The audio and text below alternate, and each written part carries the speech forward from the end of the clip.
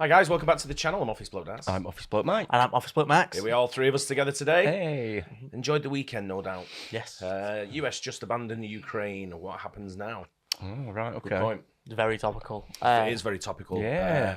There's a lot going on there, isn't there? There is, and it's one of them stories where I try and sort of like keep away from. Yeah. Being honest. Yeah. I just kind of like fed up a bit. Yeah, like I said, there's a lot going on, and it's been going on for a long time as well, hasn't it? Yeah. So And I'm not sure who to believe, what to see. You know, and I'm just like, you know what, fuck it. Well, there's no good people in this story, is there? Yeah, no, 'Cause no matter what, the same result happens. No, and it's people are dying at the end of the day. Exactly. And they need to get it sorted absolutely, out one way or another. But this is US just abandoned the Ukraine. What happens now? Interested to find out this. Yeah. All it took was 10 minutes for the idea of peace in Europe to be hanging by a thread. What should have been a diplomatic meeting instead sent shockwaves around the globe, making it seem inevitable that the US will withdraw aid from Ukraine. But what happens next? Will the United States step away from its allies? And if it does, what will that mean for Ukraine, Europe, and the future of global stability?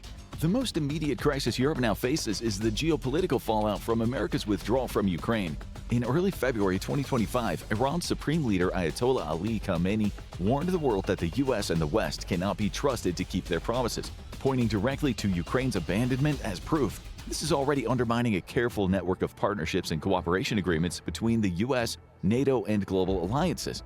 It raises serious doubts among nations that once relied on American security guarantees. Now, many are asking themselves, can they really count on the US anymore? This uncertainty opens the door for China and Russia to expand their influence, drawing more nations into their orbit. Instead of creating stability, America's withdrawal may actually increase the chances of a global conflict. But for Europe, the real danger isn't just shifting alliances. It's what the White House just did to nuclear non-proliferation. Or to put it more bluntly, the United States just gave the entire world a reason to build more nuclear weapons. It's well known by now that after the fall of the Soviet Union, a large number of nuclear weapons fell into Ukrainian hands. If they had kept those weapons, they... Didn't they have the largest stash? What, Ukraine? Yeah. I don't know. I think when it was the USSR, I think Ukraine held the right. bulk Oh, of right. weapons. Of course, yeah, it's under... You know what I Yeah, mean? that's So right. it's interesting because as soon as all this went down the other day with Trump and Zelensky when they had that fallout at the White House, Yeah. I turned the news onto a French news channel, and straight away they're talking about Taiwan and China. I was like, oh, here we go. Here's a start now. Everyone's getting a penny's worth now, aren't they? Sort of thing. Because I think, did the Chinese president make a statement as well about it? I think he said something as well, just like, listen, we're ready. Something like that. You go, all right. That's what they said. And it's that you've got a few people, haven't you, that sort of like come to the table and like mouthpieces sort of thing. And he's another one. That's the guy from Russia, Sergei Lavrov. Oh, yeah. He's absolutely nutcase. Oh, he is, yeah. I'm thinking if him and Trump were in the room together, you can imagine It'd the be argument that might absolute going on there. gee, You know oh, what I mean? man. You see, if someone triggers one of the other ones there, that's going to probably go. Could you That'd imagine probably be a that? fist fight, that, wouldn't it? Imagine that. Well, if that sorts it out, then fair enough. Just deal with it there. Yeah. But the USA's still got to police the world, I think. Oh, You know, absolutely, you know, yeah. they're a superpower. They're the biggest superpower.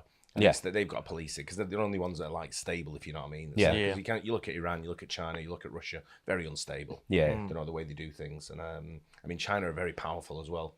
Oh, of course, yeah. But, US keeps... They sort of tend to keep everyone in track, don't they? And, Yeah, and then you get Stalin saying, "Well, I'm going to be a bridge to be." You're not, mate. Sit down.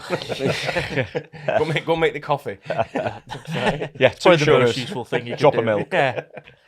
It would have been one of the world's major nuclear powers, but under intense American and Western pressure, they agreed to give up those weapons in exchange for guarantees that their sovereignty wouldn't be violated. Since then, it has become abundantly clear this was a mistake. Europe's nuclear headache, courtesy of the White House, is that states which have either nuclear weapons or ambitions for nuclear weapons, nations like North Korea and Iran, now have zero incentives to give up their nuclear weapons programs. America can no longer be trusted to keep its commitments. And these nations have seen how readily the new America allows even democratic nations to be swallowed up by their aggressive neighbors. Likewise, nations with no nuclear weapons programs are now seriously considering the need to acquire weapons of their own. Nations such as Saudi Arabia, Jordan, and Japan have expressed interest in nuclear weapons to one degree or another, but until recently had American security guarantees to fall back on. It was the Great Exchange to limit nuclear proliferation and reduce the risk of nuclear war. The US positioned itself as the ultimate security guarantor, offering ironclad assurances to its allies. Yet, just 45 days into the new administration, the US abandoned its commitments, proving just how quickly those guarantees can disappear. This creates a big problem for countries like Saudi Arabia and Japan, who face regional powers that either have nuclear weapons or actively want to acquire them. At the moment, Japan is a firm ally of the US, but there's no guarantee that the new administration will not change its mind on this nearly century-long alliance when it's no longer convenient for the White House. Even worse, the White House's willingness to court and even side with aggressive dictators who invade their neighbors sends a chilling message to US allies. For Japan, the implications are especially dire. With China's growing imperial ambitions and its push to dominate the Pacific, Japan now faces the terrifying prospect of standing alone against a rising superpower. For Europe, the risk of nuclear proliferation has just magnified overnight. But closer to home, a more immediate question looms. Can they really hold off Russian forces in Ukraine without US support? Trump claims that the US has given $350 billion in aid to Ukraine, but the numbers don't add up. The State Department itself says that the US has given $182.8 billion. However, independent sources such as the Kiel Institute place the figure of actual military hardware and military financial assistance closer to $119.7 billion. The $182 billion figure is inflated by the budget appropriated for training missions for US personnel in Europe, and the vast majority of the real figure is simply the value of the equipment sent to Ukraine, with the US buying modern replacements.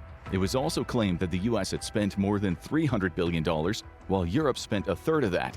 Europe is actually the majority donor of aid to Ukraine, with about $138.7 billion spent in Ukraine, beating the US by $20 billion. Europe's first move after the White House meeting was to send President Zelensky a steady stream of support via social media and traditional media. These, however, have a very thoughts and prayers vibe to them unless Europe gets serious about Ukraine aid. The question is, can Europe get serious? And just how much can it do if it does? In early March 2025, European leaders gathered in London for a summit to decide their next steps. The likely focus was either finding a way to appease the US or at least securing new security guarantees in case of a ceasefire. But even before the issue of military aid comes into play, Europe is already scrambling for solutions, trying to prevent an even greater disaster from unfolding. Much has been said about Ukraine's inability to push Russia out of occupied territories and Russia's constant battlefield gains. However, when put into perspective, Russia is burning through as many as over 2,000 casualties a day to gain hundreds of meters at a time. To make matters worse, the Russian economy is in meltdown and only being propped up by mobilization for war. But a war economy is a dead-end economy, and it can only keep a nation afloat temporarily. That's because, unlike a traditional economy, a war economy focuses on producing single-use items that don't create further value. Instead of producing consumer goods for export, Russian factories churn out tanks, machines that roll onto the battlefield only to be destroyed. All the capital and labor wrapped up in creating said tank is ultimately wasted. This is why many have warned that the Russian economy is increasingly on the verge of absolute disaster. It's also why Putin is actually incentivized to continue fighting until he accomplishes one of two things: either take enough of Ukraine to plunder it economically, or fight it long enough to score some economic concessions, such as the lifting of sanctions. Either condition will cushion the inevitable economic crash that'll come the day Russian guns stop firing.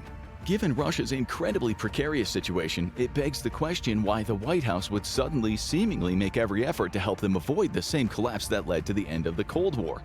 And for Europe, it creates a nightmare security scenario as Russia is rewarded for its aggression and cushioned from the worst consequences of its 3-year invasion. The cold, hard reality is that without the United States military, Europe is unlikely to be able to deter a fully mobilized Russian military from further aggression. Per one estimate, the EU would need an additional 300,000 troops and over $200 billion in spending just to keep Russia in check if the US were to fully pull out of Europe. The problem for Europe in keeping Ukraine in the fight is more of a matter of industry than money. Together, Europe can more than match the American economy, but what it's seriously lacking is a defense industry. This is a problem shared by all Western nations, including the United States, who after the end of the Cold War shuttered the vast majority of its defense manufacturers as governments turned away from defense spending. Russia's winning hand was to store away massive amounts of weapons it had produced and used during the Cold War, even if it's old. It's hard to argue with the fact that it's kept Russia in a fight where it's experienced catastrophic levels of losses. Europe, however, has never built up the same deep reserves. President Trump isn't wrong when he says that Europe has been too willing to outsource its security to the US, but that's only part of the story. For decades, American policymakers actively encouraged a weaker Europe, one that would remain dependent on US military support. After all, a strong Europe has historically had a bad habit of turning on itself, treating war like a continental pastime. Keeping Europe reliant on the US didn't just prevent internal conflict, it also gave America enormous leverage over its allies. So while Europe bears responsibility for its military weaknesses, the US does too, despite the White House's recent condemnations. It was America who lent its political support to politicians that were against rearmament for decades. At the moment, Europe relies heavily on overseas defense manufacturers, primarily the US, South Korea, Turkey, and Israel. Yet for all 4 countries, defense manufacturers are already facing massive backlogs and waiting lists that are years long for a lot of high-end items such as Patriot air defense batteries. Europe has invested into expanding its defense industry, but this has proven politically difficult and it still isn't enough. The biggest problem to date for Europe and the United States is uncertainty. Defense manufacturers are hesitant to open new plants without assurances of multi-year purchase contracts. That's because it's very expensive to build a new factory, train workers, and source raw materials, a process that can take over a year or more. This massive investment in capital and time means that a defense contractor needs assurances that it will all be worth it, with assurances of multi-year spending contracts from governments. This has been difficult to guarantee for a continent where even now defense spending remains unpopular.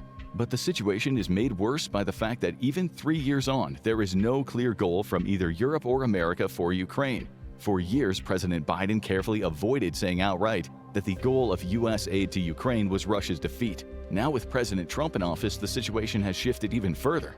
Europe likewise has followed suit, with no clear end goal for the conflict from the continent. This means that a defense manufacturer must consider that contracts may come haltingly and end suddenly due to changing political winds, ultimately making expansion of production capabilities an economic loss. This means that Europe has routinely fallen short on promises to Ukraine, such as increasing artillery shell production to 1 million rounds a year as promised in March 2023. It took until only recently for Europe to achieve this goal, and yet this still isn't enough. Russia is estimated to be producing 4.5 million artillery shells a year and has been doing this for the last 2 years.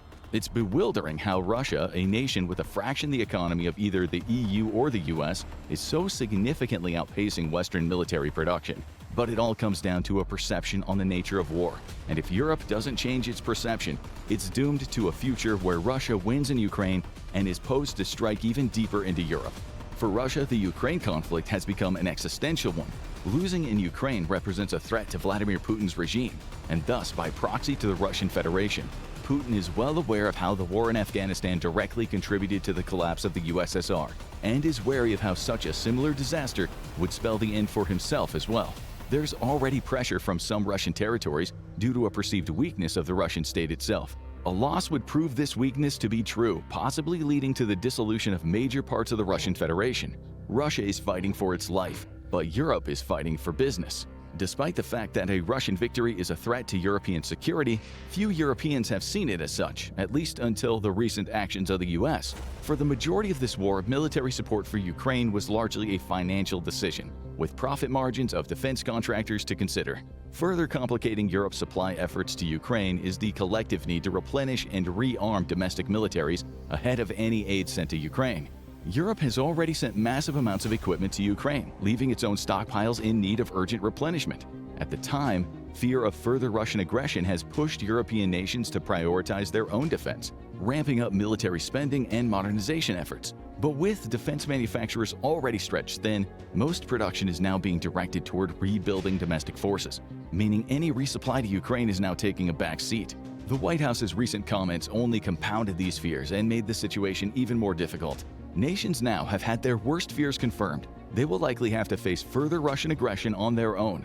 This has driven up the demand for domestic military expansion even higher, making less room for equipment resupply to Ukraine. The problem, however, is self-inflicted.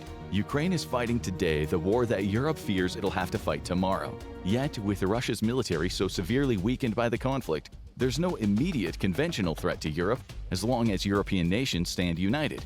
Rather than stockpiling weapons for a potential future war, Europe could instead send those arms to Ukraine now, where they're actually needed to fight Russia directly, potentially preventing the very conflict Europe is bracing for. Yet, while it makes perfect sense when seen from a bird's-eye view like this, the political reality is far more complicated. This is where American security guarantees were so important. They allowed European nations to dig deep into their own stocks of equipment, confident that they would be protected if the worst were to come to pass. Yet the current administration's decision to withdraw U.S. protection from Europe has set the stage for geopolitical disaster, one that could lead to Ukraine's defeat and soon after a new war once Russia has had a few short years to rebuild its military. Ultimately, the truth is Russia can't stop fighting now. Its economy is entirely too dependent on continued conflict. And now Europe faces two choices: agree to a ceasefire and immediately lift all sanctions, or agree to a ceasefire without lifting of sanctions. It makes sense not to lift the sanctions as a way of punishing Russia for starting the war in the first place. It also sends a strong deterrent message to the rest of the world. However, this also means that in order to keep its economy afloat, Russia will need to build more weapons, not stop. Within just the span of a few short years, Russia's military will have swelled to pre-war levels, with manpower boosted thanks to the annexation of Ukraine. From there, it only makes sense to continue the war into the rest of Europe. The second choice, to agree to a ceasefire and lift all sanctions, would cushion the Russian economy and give Putin the option to demobilize without an economic disaster that costs him his presidency. But this sends a message to the world that aggression is rewarded in the modern era. Even worse, it would economically strengthen Russia, so it's in a better position to threaten Europe after a period of rebuilding and integrating Ukraine. Basically, Europe faces a devil's choice without America, and without some serious changes in policy, it's not set to support Ukraine through to a victory. Can Europe step up and defend Ukraine without U.S. support, or is a Russian victory inevitable? Share your thoughts in the comments. Now go check out... There's a lot to say gone there. Yeah, it's a lot of information though. It's just a good video, but it's a lot. What makes me curious is a lot of the countries, the people. It comes down to the people at the end of the day. And a lot of people don't want the war. Don't know when they don't want this. I was reading the other day that the money they take from sanctioning people. So they sanctioned Roman Abramovich, for example, right? Yeah. Yes. And what they did was they froze all his assets, or stripped him of his assets. Yeah. So he had to sell Chelsea Football Club, and I think he sold it for Just over 2 billion, was it? Yeah, yeah. That money's still sat in the bank. It's never been used. Really? Still sat in the bank, and it's supposed to be used to fund the defence for Ukraine. Yeah. Right. And Okay. because of red tape in the UK, that money's still sat in the bank. Gee. Never been used. That's just one person. Wow. So Absolutely you incredible. you can imagine all the bollocks that they have to go through to try and get anything done. Yeah. Oh, For me, there's a lot of talk. There's a lot of talk. A lot of political talk that's going on. Yeah. And nothing seems to happen. Do you know what I mean? Nothing ever seems to do it. And the people, I think a lot of the people around Europe don't want this. Yeah. Sort of thing. So if it's the leaders have got to be careful how they choose and what they do here, because they might find themselves voted out. Yeah. I think this could be the start of the end of the EU. Yeah, I don't know.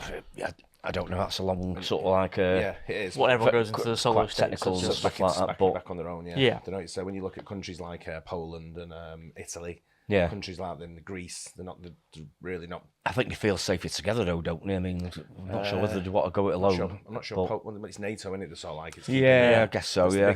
The big defence. I suppose in Europe that's more than economic thing. I'm guessing, isn't it? The EU. Yeah, it is more economic. Rather than sort of like military, because like I say, you got NATO, haven't you, which is the, sort of like the armed part of it. I'm guessing. So. Well, we left 2017 was it? 2017. Yeah. So that wouldn't really affect us as much because we're still dealing with the post-Brexit.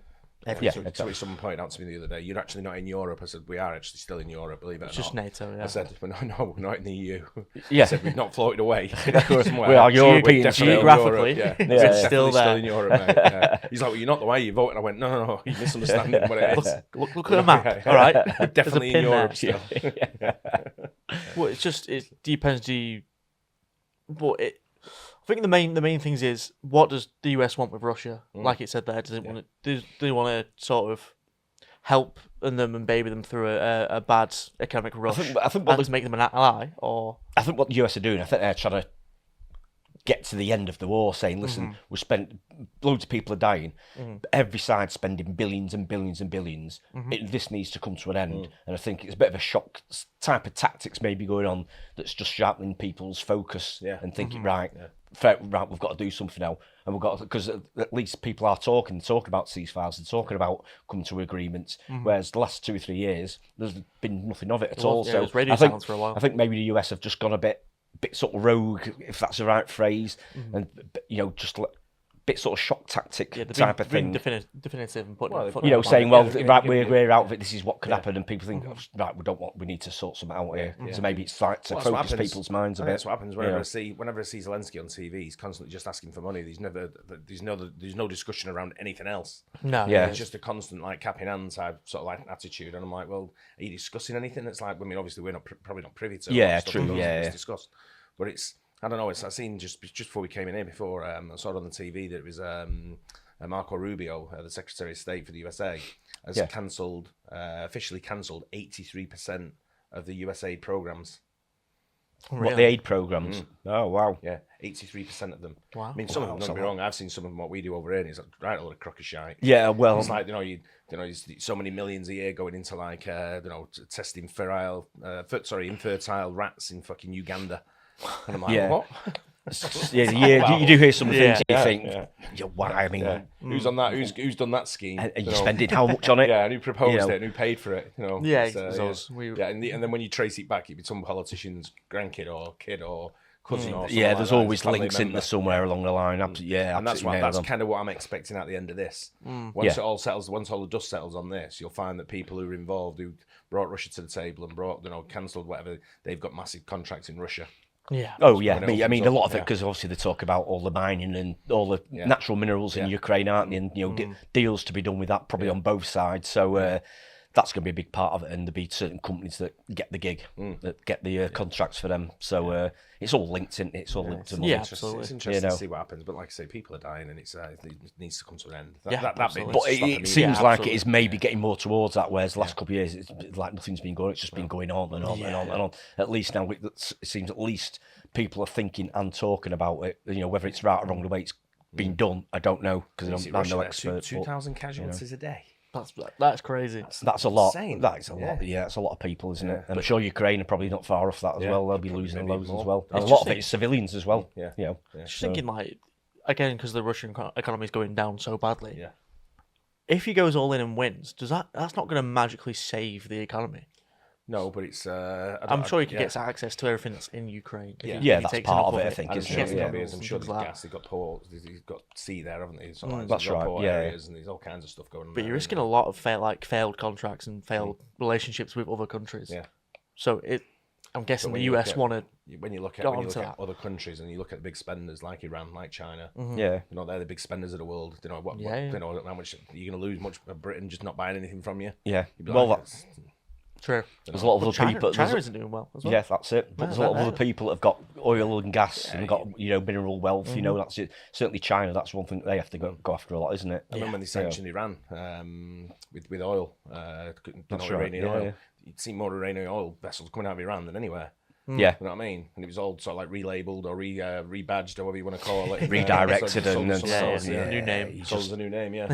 So it's don't kid yourself on sanctions and stuff. That's Yeah. what still happens. They always find a way around it, I think, So don't they? people like India, if they want to buy something, they don't give a shit who they're buying it from. Yeah. Simple.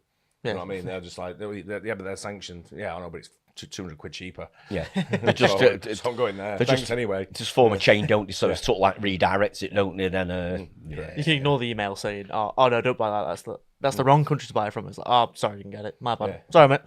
Nice one. Hope you guys enjoyed that. Don't forget like and subscribe. We'll see you in the next one. Cheers. Cheers.